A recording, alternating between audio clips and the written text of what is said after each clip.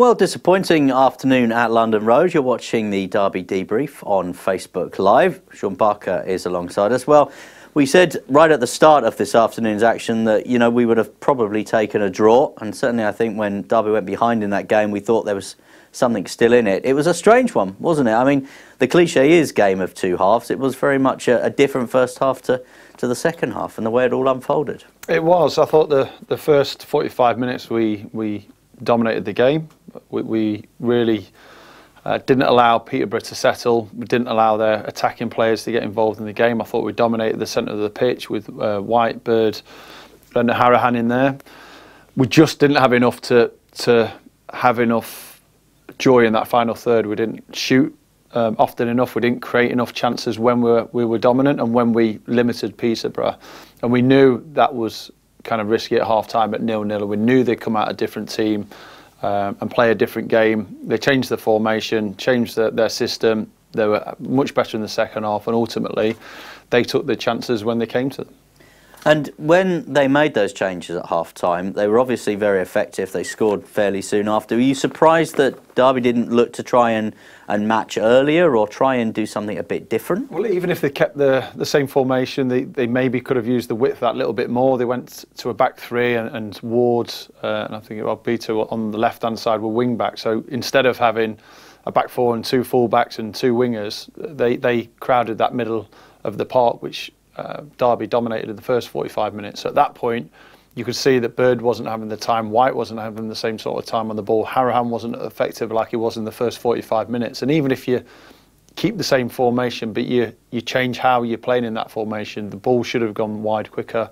We should have maybe had more space in the wide positions and worked those wing-backs that little bit more. But ultimately, the game was there in the first 45 minutes. Again, we were excellent, did everything right, apart from that little bit of quality, the final decision when it got to in and around the edge of the box.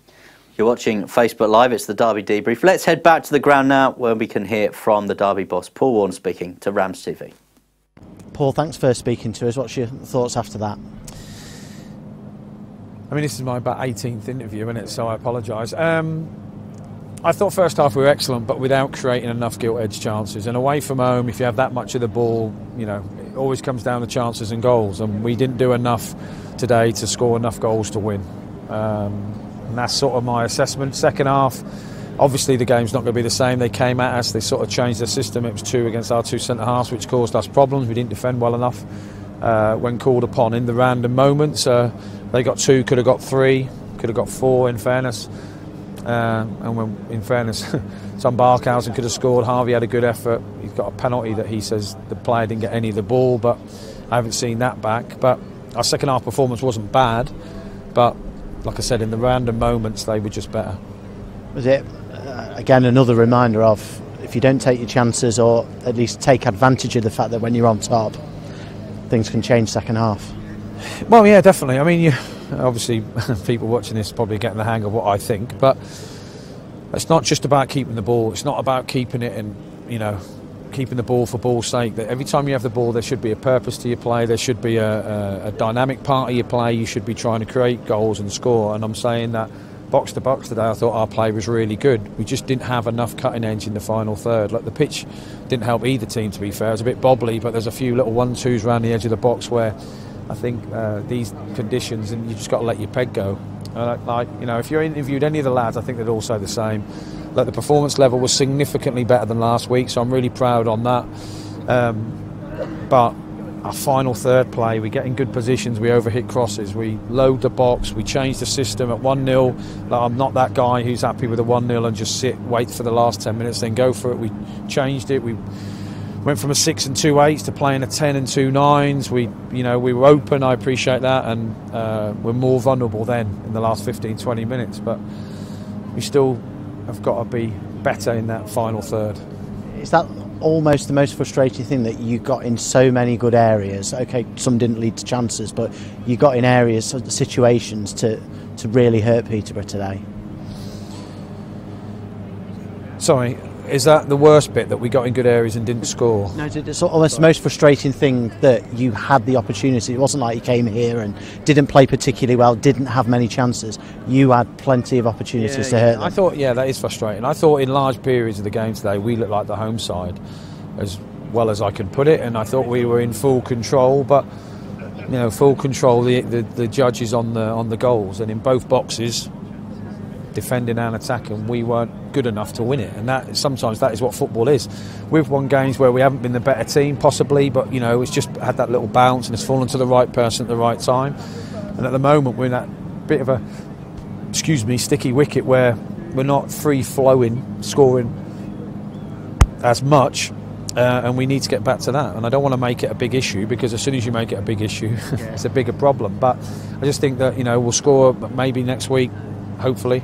We'll score a goal and, you know, the nerves will calm down. But look, the lads' attitude was amazing, because they've had a tough week. You know, I'm not saying we trained them to death, but we've done a lot of out-of-possession stuff at the start of the week. And they've been really good, and I really thank them for that, because you know, I've been in dressing rooms where managers lose it and it goes the other way. They stuck with it. Their attitude was spot on, and they can go home feeling a bit unfortunate they haven't come away with a point. But in them moments, like I said, we weren't good enough. It's important to remember as well, you're still in the top 6. There's 8 games to go. It's in your hands. Just you mentioned the other day that this result, either way that it went, wasn't going to sort of define things for the next couple of weeks. Is it important to everyone just to keep cool heads at the moment, and like you mentioned there, not make things a bigger issue than they actually are? Yeah. I mean, I'm a reasonably intelligent guy. I know what football's like after the result, so no one will keep their head, even if they watch this for the next 3 or 4 hours. But come Sunday, Monday, you get excited about the Ipswich game, and you think, you know, we've got to try and get one of them 2 spots. And if we come up short, we come up short. We just have to rebuild and go again next year. But we shouldn't come up short. We've got, you know, I think we've got enough in the building.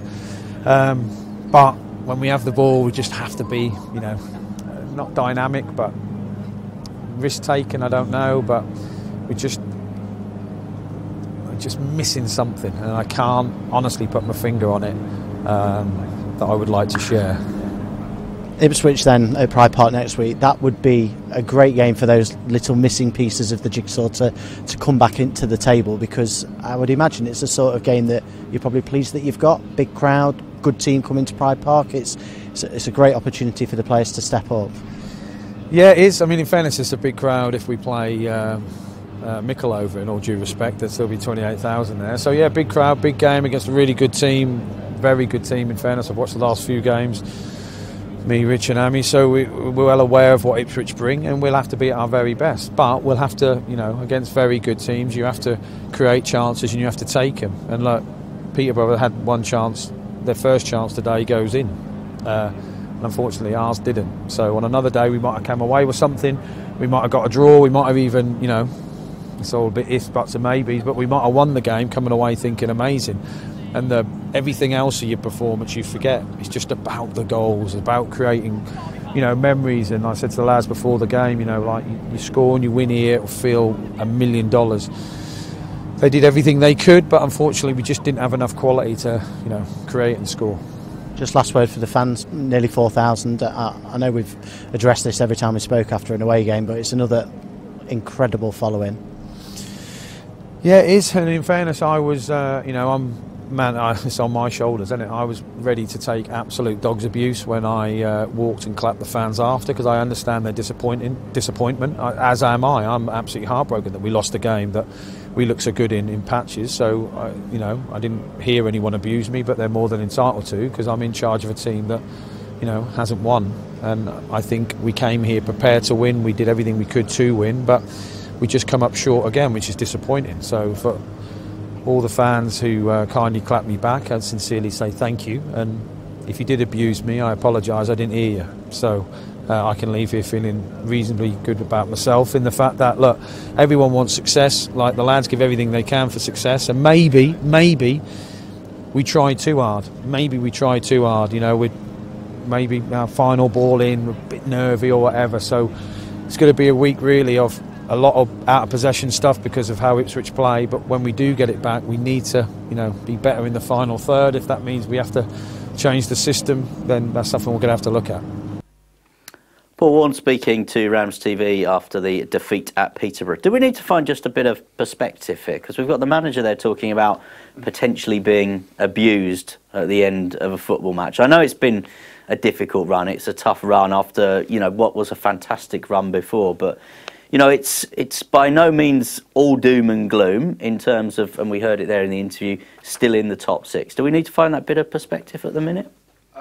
I think he'll understand the position that him and his team are in at the moment, and that is inconsistency and struggling to find wins and kind of 90 minutes of performances.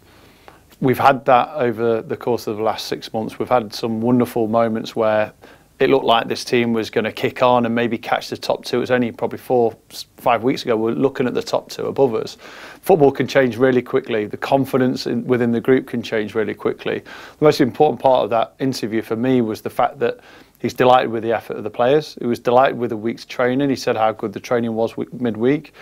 The start of the game was excellent. Everything he would have asked for in terms of the intensity, the pressing, the work rate, the opportunities to get in the final third. And I think he might have hit the nail on the head with the final third bits there, just having to relax, picking better moments, making better decisions. I thought there was 3 or 4 times in that first 45 minutes it was the decision making.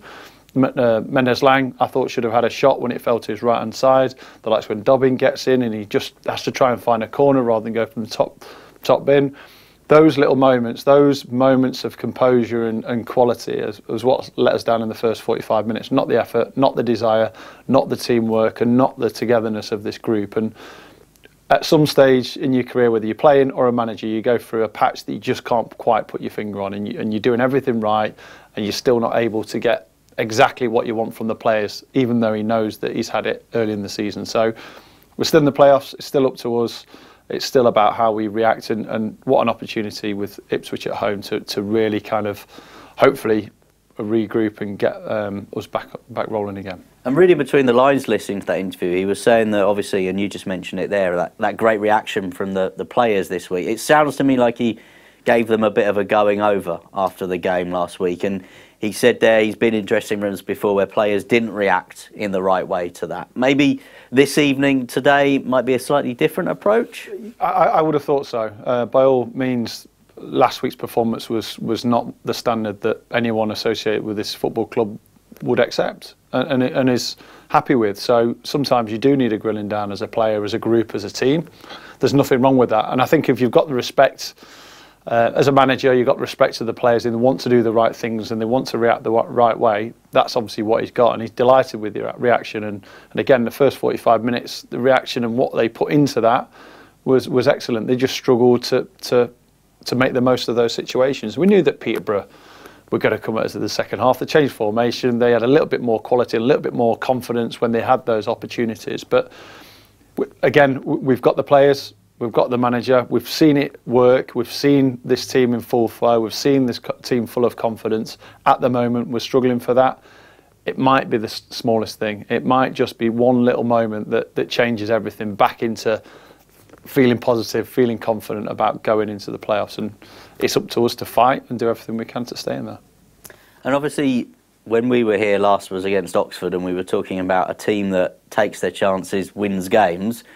Today, it was the team that took their chances that won the game. They did. They didn't have a sniff in the first 45 minutes. The only sign was in the last 2 minutes. Last 2 minutes of that 45 minutes. And for the rest of it, Derby controlled. They were the better team in possession, definitely the best team out of possession, and everything that they worked on in the week obviously was coming to fruition in the game. The second half, you always knew that they had the quality to hurt us if they had the opportunities. And the 2 games previous, 8 goals, you've got the top goal scorer, you've got players that can score from any different position. Their shift in formation worked a treat for them. All of a sudden the centre of the pitch was a little bit more condensed. Their midfielders were more involved because for the first 45 minutes they were non-existent compared to our midfield 3. So they shifted it a little bit and we just maybe didn't deal with that as well as we could. But again, perspective is we're in the top 6. Think about where we were a year ago. Think about what position this football club was in, and we've got a wonderful young manager that knows how to get out of this division, knows how to get the best of these players, because we've seen it. It's just getting back on track. Can I ask you a quick question, obviously, as an ex-player, but did you ever find that fans away from home were a bit more sympathetic, if you like, to the plight than maybe those fans that in this day and age can sit there on social media that maybe aren't at the games, but it's very easy, and I've done it myself, to fire off the tweet? Yeah, well, your away fans are the hardcore fans that live, breathe and die with the football club. They will go to any lengths to go and watch you, win, lose or draw, whatever the weather, whatever the time of night, whatever the distance. So that sense of togetherness. That sense of togetherness. And what they will have seen today isn't particularly a bad performance. They would have seen a really positive performance in the first 45 minutes. They would have seen that they haven't taken the chances, and it's a team probably low of confidence in that attacking third. They saw an opposition that punished us when they did have the chances, and they see a group that are working hard, and they see a manager who's honest, who's open, that talks about criticism, accepts criticism. He understands the game. He's not silly. As a player, he was one of those players that ran around and worked his socks off, and always the fans always adhered to him because of his hard work and his honesty, and that reflects in his management style and the players that he wants to play for him. So no surprise that the Derby fans clapped them off. They will be disappointed with the result. He'll be more disappointed than anyone with the result, but at least part of that performance was much more like the Paul Warne team that we want to see. Unbelievable out of possession, worked really hard. Can we get that final bit of quality, final bit of composure, and again, just that little switch that gets us back to our best. It is the Derby debrief on Facebook Live. Let's head back to the ground now, get some more reaction, and Craig Forsyth has been giving us his brief thoughts after the game. Foz, can you just give us your assessment of that performance this afternoon? Disappointing. I think first half we were on top without really testing the goalie too much, and it's something we've talked about, was killing teams off or taking our chances when we're on top, and we didn't do it again today. So ultimately it's came back and bite us on the behind in the second half. Yeah, I guess at half time you were quite pleased with the performance at that stage. Yeah, I think the reaction we showed to last week, the disappointment amongst ourselves at the way we performed. I think we came out first half, and as you say, we took the game to them, limited them to virtually nothing, but didn't take our chances, and it's came back to bite us on the behind. What do you think it was that changed in the second half? I think they changed formation, I think, and went a bit more, tested us a little bit more, and it became a bit more open. First half we kind of kept it in their half and didn't let them out. Second half it became a bit more open and stretched, and the first goal, certainly that's where that's came from. Well, it hurts today, but in the grand scheme of things it's the first time you suffered back-to-back defeats since September, so it's important not to get too downhearted by today, isn't it? Yeah, of course, we're still in the playoffs, but as the staff always say, we don't want to lose 2 games back-to-back. So next week's massive against Ipswich, back at home, and they'll come and want to try and play their game, so we've got to make sure that we give them something to think about as well. It'll be a busy week on the training ground. Looking forward to a very important game, as you say. Yeah, it is. It's important we get back to training ground. This week was a good week's training, but we've got nothing to show for it, so we need to make sure that this week we do both parts of it and get something at the weekend as well. Thanks for your time, Fozzie. Cheers. Let's have a look at results elsewhere then in League One today. Charlton Athletic 1, Wycombe Wanderers 1. Good win for Exeter City. They beat Accrington Stanley by 5-0. Fleetwood Town 2, Lincoln City 1. MK Dons 1, Morecambe 0. Portsmouth 2, Port Vale 2. And let's have a look at the top half of the League One table here. Derby now 6th in the table, just a point above Peterborough United, who beat Derby by 2-0. So Derby County a point clear of the team in 7th, level with Bolton Wanderers. Let's have a look at the bottom of the table. Forest Green Rovers, Cambridge, Morecambe, Accrington, Stanley all down at the bottom. But I think what I didn't mention there in the top half of the table is where Ipswich are. They are 3rd. They've won their last 5. They're next coming here to Pride Park, and they are looking at the teams in positions 1 and 2 for automatic now, aren't they? They are going to be a big test. They are a very good team. It's quite early on in Paul's reign that we went to Ipswich, and we realised how good a team they were. But for us, it's about putting on our best performance.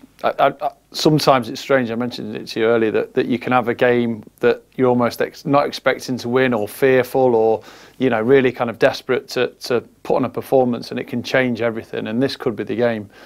Ipswich, a very, very good side, full of form, would be almost, I think fans might be pleased to get a positive result, but it might be that catalyst. You could get a really positive performance. We know at Pride Park we can beat anyone. If we get that could be the changing point for us, because sometimes you look at maybe the smaller clubs and think that might be it, but you want something to spark you back into life. So it's a tough game, but one we'll look forward to. I'm interested, excuse me, just finally, where the pressure's going to be next Saturday, because today we felt the pressure was on Derby because they were the team in pole position, Peterborough the team chasing. Derby are at home next week, which brings a certain amount of pressure, 28,000, but it's Ipswich now that have put themselves in the position where they will be looking at those promotion positions. So who's going to be under the pressure? I think both. I think both are, and I think if you want an entertaining game where both teams are at the best, you have to have that. For us, we always should be under pressure. With Derby County in League One, we're in this position. We've got ourselves in the top 6. We've performed admirably throughout the course of the season. So for us, we should be looking at every game. And I know Paul says it himself, every game he looks to win. He doesn't look to get draws. He's not looking for anything else apart from 3 points. So we need to start like we did today. We need to put a performance like we saw in the first 45 minutes, and that needs to continue for 90 minutes. And if we do that, I do believe we can beat anyone on our day. So pressure's on both, whoever comes out best. Always enjoy your company. Thank you very much, Shaun. He'll be back alongside Owen next week, of course. It's finished at London Road, Peterborough United 2, Derby County 0. Ipswich Town next up for Derby. The Tractor Boys, we plough on. Good night.